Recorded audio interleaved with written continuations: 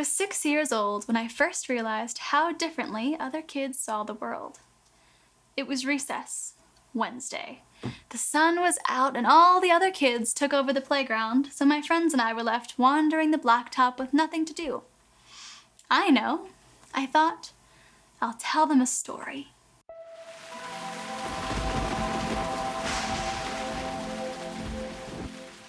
Hello, I'm Scarlett, and here on this channel we talk a lot about writing and other things, and today is no different. I'm going to tell you a story, a true story, and afterwards we will talk about it. So, grab a snack, grab some coffee, some tea, hug a cat, cocoon yourself in a blanket, the softest you can find, because here we go. It was dark on the 3rd floor of the old duplex. Even if the black cover of night wasn't draped over the sky, the boys' windowless room would still be veiled in that wicked darkness. Veiled. What an apt word. The house creaked in summer's oppressive heat, but Kevin slept soundly. The darkness, the house's weary bones, neither bothered him much. He'd slept in the attic for years. Not even the shrill cries of the owl outside woke him. What did was a hand shaking his foot. "Lydia, go to bed," he grumbled at his sister, then shoved his face back into his pillow. The hand on his ankle shook him again. "Lydia, go away!" Shake, shake. What? His eyes flew open and he readied himself to walk her back down to her room, but froze. It wasn't Lydia at the bottom of his bed. No, it was the old woman from next door, Mrs. Graff. Kevin tried to speak, tried to ask why the hell she was in his room and how she got into their side of the duplex anyway. But the old woman shook her head and pointed to the wall connecting their homes. "What?" he managed to ask, fear and confusion overtaking his exhaustion. He couldn't place the expression in her eyes, not in the dark. She pointed at the wall again, and Kevin realized something was wrong with her hand. Even in the dark, it shouldn't look so white. He rubbed his eyes, and when they cleared, she was gone. The next morning, Kevin woke and went to find Lydia before breakfast. "What were you doing in my room last night?" he asked. "I wasn't in your room?" "Yeah, you were. The rug at the foot of his bed was askew, and it hadn't been when he went to bed. I really wasn't. If it wasn't Lydia, there's no way. No way that dream was real." He couldn't stop thinking about it. With every bite of toast at breakfast, he imagined Mrs. Graff and her finger pointed at the wall. "Kevin, get the paper, will you?" his mother said over her shoulder. The front door groaned as he tugged it open, and he caught Mr. Graff's eye from his place on the porch. "Morning, sir," Kevin said, trying not to stare at the empty chair beside him. "Where's Mrs. Graff today?" The old man grunted and went back to his paper. The next 5 mornings were the same. No Mrs. Graff, no answers. He told Lydia about it on the 6th day. They sat up in his room where it all started, and he spilled all of the strange thoughts he'd had since. He expected her to be confused. She was. He expected her to be scared. She was. "Do you smell that?" He hadn't expected her to ask that. It was ripe, like groceries left in the sun. Kevin figured it was a squirrel trapped between the walls. "No," Lydia said, shaking her head. "I think it's coming from next door. It couldn't be, right?" "Should we tell Mom?" he asks. They did, and their mother did whatever adults do.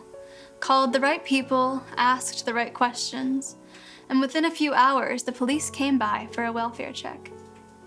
Through the shared wall, Kevin listened to the thudding footsteps and low, mumbled voices. Knock, knock, knock. A hand rapped on their door. His mother told them to wait in his room while she talked to the officer. Begrudgingly, they did. 10 minutes later, she made her way up to the 3rd floor and met his eyes. Kevin. Mrs. Graff has been dead for a week. It all comes out then.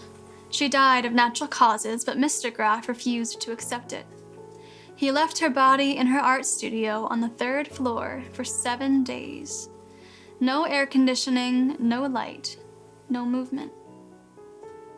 That means he trailed off. The night after she died was the night he saw her, standing at the foot of his bed. She wanted me to find her. She was asking for help. That night, a hand shook him awake. He opened his eyes slowly and took in the pale form of Mrs. Graff. She smiled, and then she was gone. I finished telling the story and look around. Samuel was crying. Taylor was crying. Thomas was... Why was everyone crying? One of them ran to a teacher and dragged her over. "Scarlett, why did you scare your classmates?" she asked. They were scared? I just thought it was a cool story. The teacher sighed. "Come on, I'll take you to your classroom and your teacher can explain." I was led back to my kindergarten class, but my teacher was out for the day, so we went to the one next door. I knew that teacher, liked her enough, but even her soft smile didn't stop my own tears from falling. I wasn't trying to scare anybody. I tried to tell her that, but I couldn't get through it without breaking into big, ugly tears. I know you didn't mean to, but other kids don't like ghost stories. She kneeled down and met my eyes. "If you promise not to tell any more, I'll give you a lollipop." I was 6 years old when I realized how differently other kids saw the world. They don't like ghost stories. But at 6 years old, my father lived one. So there we have it. And yes, that is a true story, whether or not you believe in ghosts. The story that was told to me and the situation around it did happen. Obviously, for this situation, I made the ghost story, a little creepier. I didn't honestly add anything. I didn't embellish anything. I just wrote it to sound creepier. The story I told to the kids when I was 6 was probably more like, yeah, it was super crazy. My dad, was asleep one night and then he thought his sister woke him up, but then it wasn't his sister and he saw the old lady next door, but then he couldn't find the old lady when he woke up the next day and she wasn't with her husband and then they found out she was dead and it was like a ghost the whole time. That's probably how I told the story when I was a kid. And the other kids still cried and I really don't understand. I didn't really do it to be scary. But intention, I guess, is what matters here. And in this case, I don't know. Was it scary? I was kind of going more for creepy, but I think that that's sort of what's interesting about stories like this is you don't need intensive gore or really scary elements to just have things be unsettling. So that's sort of what I was going for. But I hope you liked it.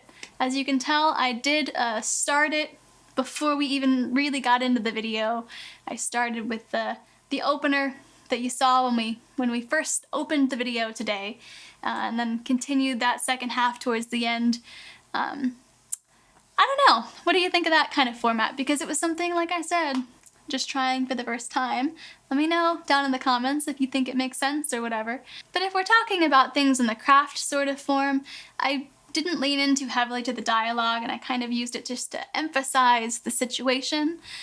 Because in a short story like this, if you had a word count, because this story is just under 1,000 words at around 980.